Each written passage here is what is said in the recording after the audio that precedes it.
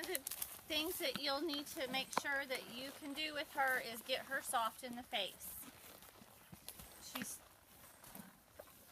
So when I get her, she don't want to stand here, but when I get ready to pick up, I'm going to pick up light as a feather like that.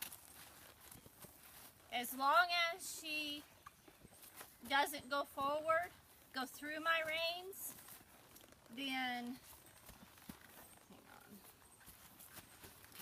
she don't want to stand here, and I want to be in the shade. So, actually, let me back up. The biggest thing with her is she's a looker, and she has been allowed to kind of go anywhere she wants for so long, probably, that this is going to be a long process. I don't know how long it's going to take, but it's definitely something you're going to have to continue on. And that is, every unauthorized movement has to be corrected. And if you just watch me here while I'm talking, everything she does that I didn't ask her to do, like look around or scratch her face, anything except just front and center, has to be corrected. Because she is so used to taking over and doing her own thing that if you let her get one little movement under her belt that she decided on, then she's just going to build on that from there. So probably it would probably be a mistake to just go leisurely ride with friends right now, because you have to be so focused and so busy on her. We just literally got on her, so right now this is how she is. She doesn't like to stand still. Now after I've worked on her a little bit, she'll stand still. But right now she's very, very fresh, and we're down here away from all her buddies in the road. And we just picked this spot because it's shaded. So, so back to being soft in the face. You're going to pick up, and even when you're correcting her, like right there, she's looking off, I'm going to pick up on this left rein here until she comes back. I'm just going to wait on her to make it back to center. Then I'm going to release her. Then I'm going to start again. So I'm going to pick these reins up, and every time I pick the reins up, I want to feel her instantly soften her jaw and give to the bit. If she doesn't, I'm just going to hold and wait until she does. And then I'm going to release like that right when she does. I'm going to do this constantly, because later when you're really working on more advanced movements, then when you go to pick up, especially like a half pass or a leg yield, when you get ready to pick up to collect her to do the maneuver, you need her to soften her jaw and to give to you right then and say, yes ma'am, what are we about to do? She had learned to brace, and she had learned to push into pressure. So this has been a long, grueling process for her because she just didn't understand. So pick up, when she gives, release, just like you just saw my hands do. Pick up, when she gets off, release, just like that.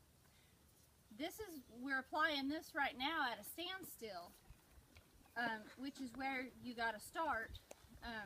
Preferably, I'd rather her stand still after I've worked her. It's easier for her that way. This is, right here is kind of unfair because we just started, so she's antsy. Of course, she's settling down now. All I'm doing now is just preventing her from looking. So the next step, once that's good at a standstill, well, then you'll start it at a walk. The same thing applies at the walk. You're going to keep her from looking off, keep her straight in her body, and you'll be feeling for what body part is leaking off your line. Your imaginary straight line is where you need to be. And then at the same time, you'll be, as you're walking, let me back up here, and I'll show you as I come at you.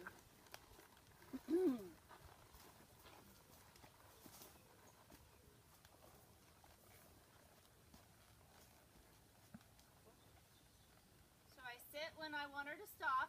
When I'm ready to go, I just sit up. Maybe push my hands forward, get her straight. So as she's walking, I'm going to pick up soft feel. And so she doesn't slow down, I might bump her in the sides very gently with my leg until she gives, and then I release.